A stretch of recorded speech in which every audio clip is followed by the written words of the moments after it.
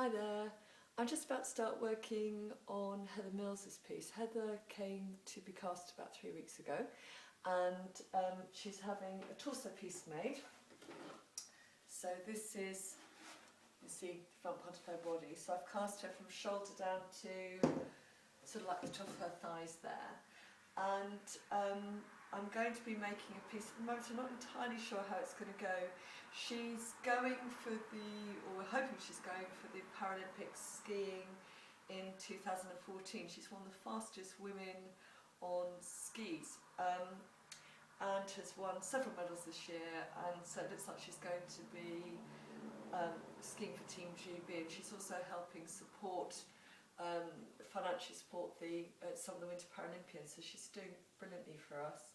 She's somebody who also has worked as a philanthropist. She's raised, I think, £18 million for charity, and because of her efforts to get prosthetics recycled and sent to regions where people aren't automatically provided with prosthetics if they lose limbs and arms, particularly in mine accidents or during warfare, things that where it works is that Heather discovered that when you have a prosthetic limb, it gets recast every few years because of the impact of wearing a limb.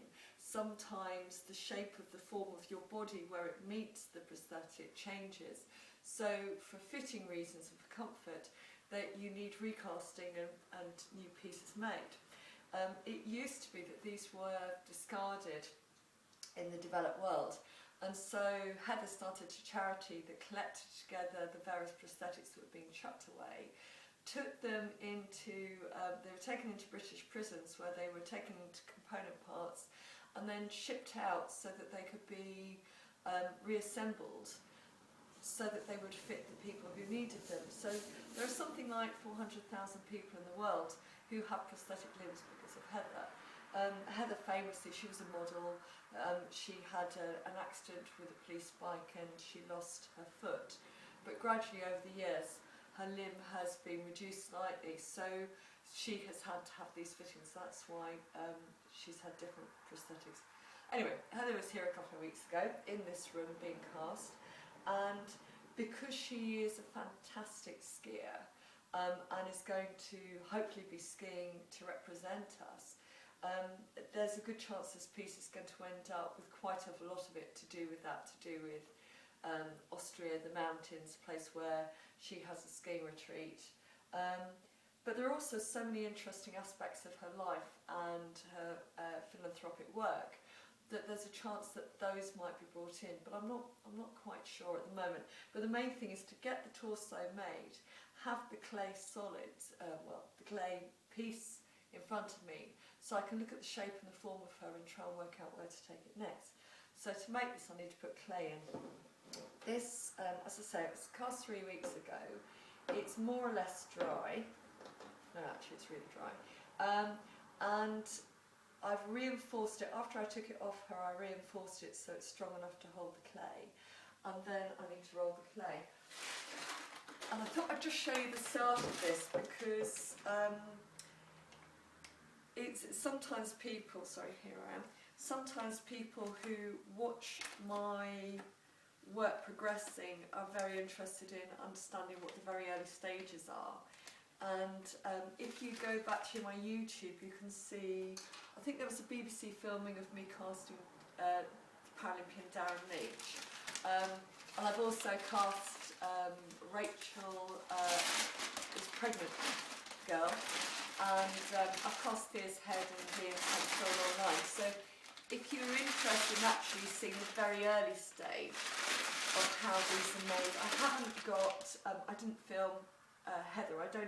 I ask people when they're coming to me if they're friends or people I know quite well. I ask them if they mind if I video them for YouTube, but I don't ask. Well, I actually asked Chris because he was a laugh and I thought he might be up for it. But I don't tend to ask people for that because I think that for a lot of people it's tough enough coming to see me, being asked to strip down to underwear or swimsuit or whatever to be cast, and then being there in a sort of rather vulnerable state with me stuffing stuff on, without me also adding the extra interest of, you know, while they're like that, that I'm YouTubing them. So I always, you know, ask if I think somebody might be up for it, but I don't tend to if you know, I don't want people to feel intimidated. Anyway, block of clay. I get my clay from Pottery Crafts. There are lots of good clay suppliers. You tend to find that if you're working in bulk, it's better to buy in bulk from suppliers like Pottery Crafts, but you pay a lot of carriage. But the individual clay bags are cheaper buying it like that. If you're buying it directly from sort of a craft shop or something, it'll be a lot more expensive. But bear in mind the fact that you are paying them for the fact that they've paid a lot of money for the carriage. Anyway, start off with the clay. Now I need to get it moving, so I'm just going to flatten this down so it goes onto the cloth. The cloth I use is old futon shop curtains, because they're quite thick and canvassy, but they're not so textured or fluffy that it's going to stick into the clay. And what I'm doing now is I'm just smacking the clay. Can you see that? I'm trying to move this over here so you can see it better.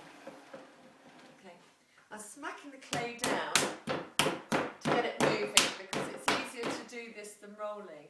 But when I'm doing it, I'm trying not to smack it so deeply that I cause big furrows, because with clay you want to avoid trapping air in, because otherwise it can explode in a kiln. So as I'm knocking it, it's just sort of like small, even movements, because if I knock it and it's got big furrows, when I knock one of the high peaks down, I can trap air in. Also, the other thing to remember is to keep, as long as you can, keep turning your clay over, because the bottom part of the clay sticks to the cloth. Now I've got the added interesting thing of that I work with plaster. If you get plaster into clay while you're working with it, it can cause quite significant problems, because the plaster draws in the moisture from the surrounding clay, and when it goes in the kiln, the plaster often retains that moisture, so even if the clay's been drying for ages. And because of that, when it goes in the kiln and it gets to 100 degrees centigrade, the moisture in the plaster it turns to steam and expands, so it can explode things. So as I'm working, if you see me stop and just pick little bits out, is because there are little white flecks in there from the fact I've got plaster nearby. Often people who work as ceramicists won't have any plaster near their clay while they're working. I've worked in studios where they have separate plaster rooms for making moulds and things, and they keep it really well away because of the problems with explosions. Or if it doesn't explode, sometimes you just get a little sort of like pregnant blip called bloating on when it fires, because the steam has come out of the clay and expanded, but it hasn't exploded. It hasn't been enough to explode it, but it can give it a little bit of bloating, and it is a real pain.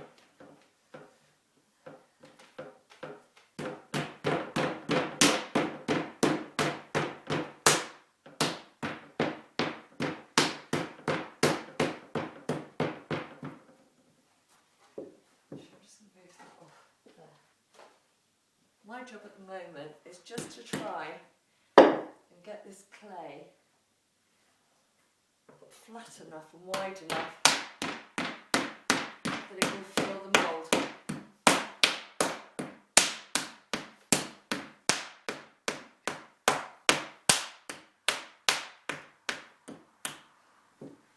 And the clay, the bulk of the clay will be in the middle. So I need to get that breadth there, narrowed down, and get that clay that's there moving.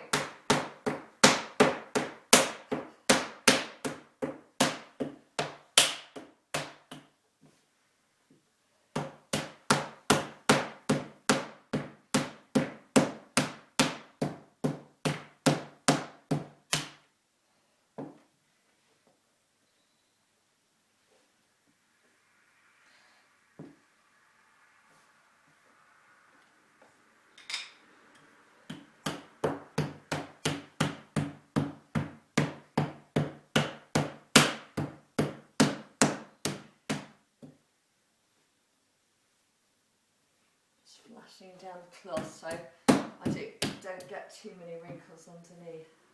The cloth sort of gets damp and stretches slightly.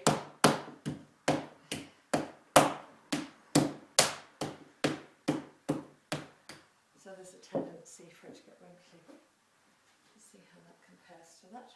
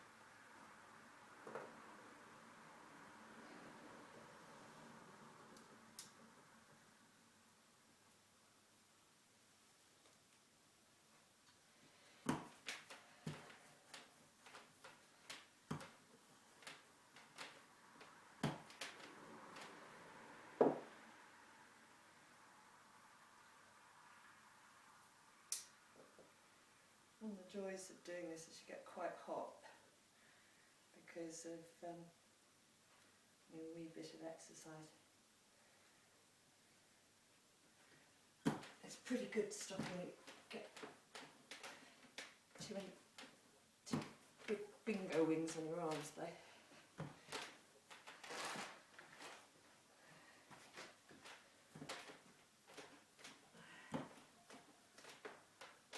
You see, yeah. Right.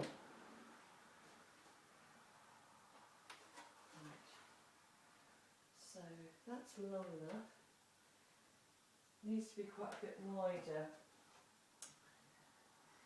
because when it goes into the mould, it needs to, because obviously the mould's scooped down and not flat, it needs to have enough depth to go from side to side.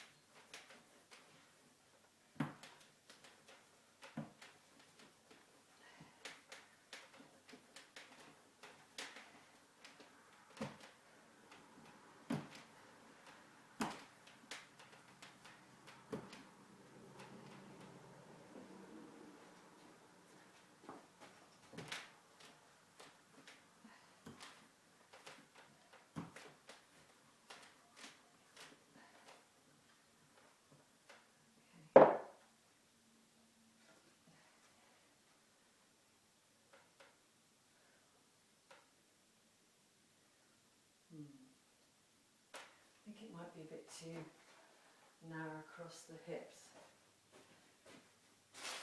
So what I'm going to do is add some extra clay onto the hip area and work it across.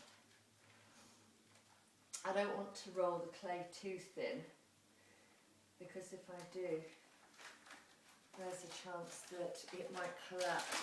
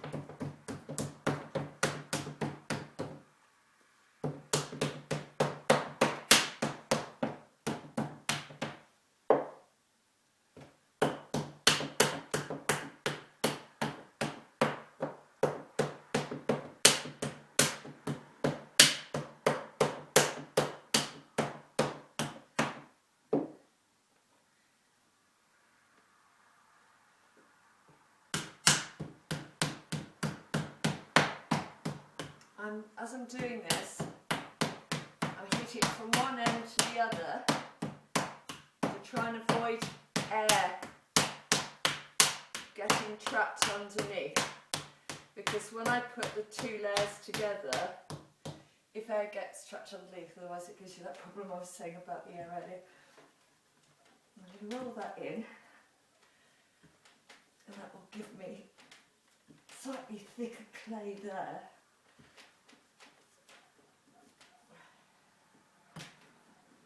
Because the clay is very soft and it's just come out of the bag, it will join together quite well like this without needing any scoring. As you're doing it though, sometimes you notice little air bubbles and you have to prick those and get the air out.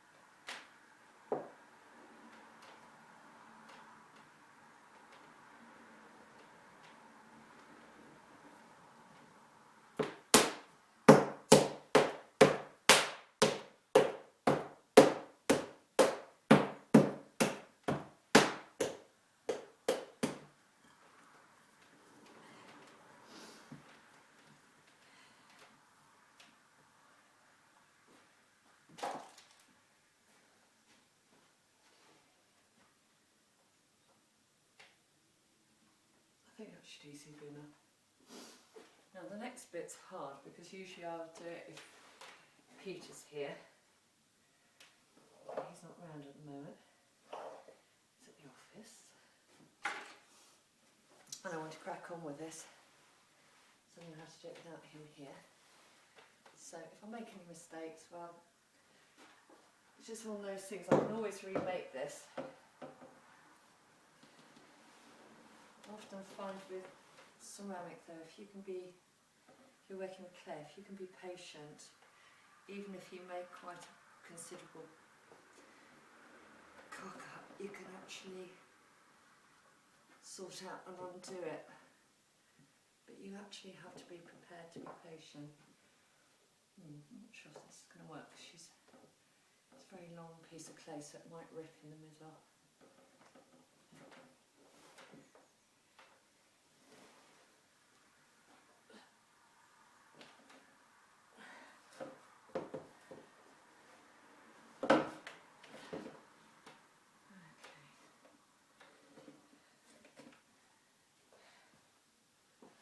So I'll just line that on first off, and then I have to try and guide it in.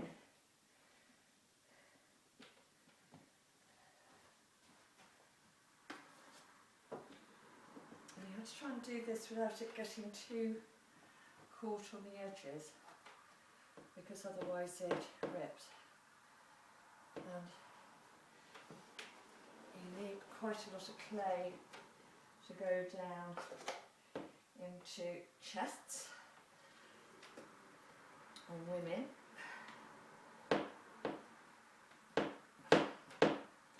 If someone's nice and curvy like Heather, then you need more clay to go down.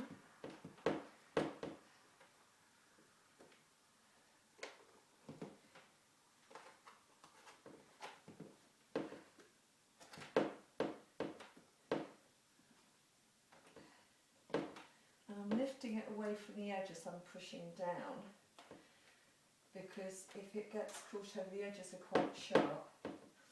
If it gets caught over the edges as I'm pushing it down, it'll just rip. And there will be rips. There will be rips and folds and little problems, but you can sort loads of those out. The main thing is just checking that you get it all in place.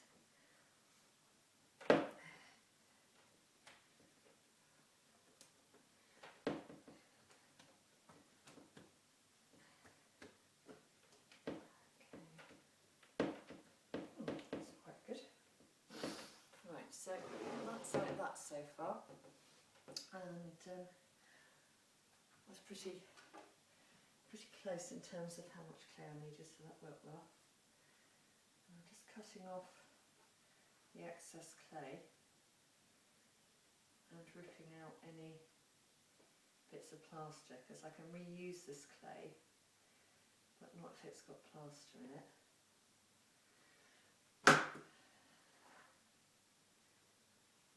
What I do is I do this a little bit at a time and just check all the edges are as neat as I can get them.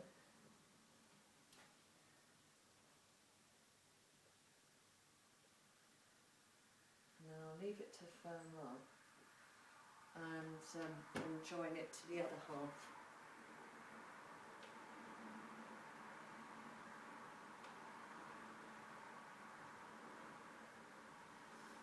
Places where it's too low, I can use this spare clay. So for instance here, it's too low here, it's broken. Can you see that on there? This area here. And what I can do is I can use this clay that I've just ripped off to press into that area and then join.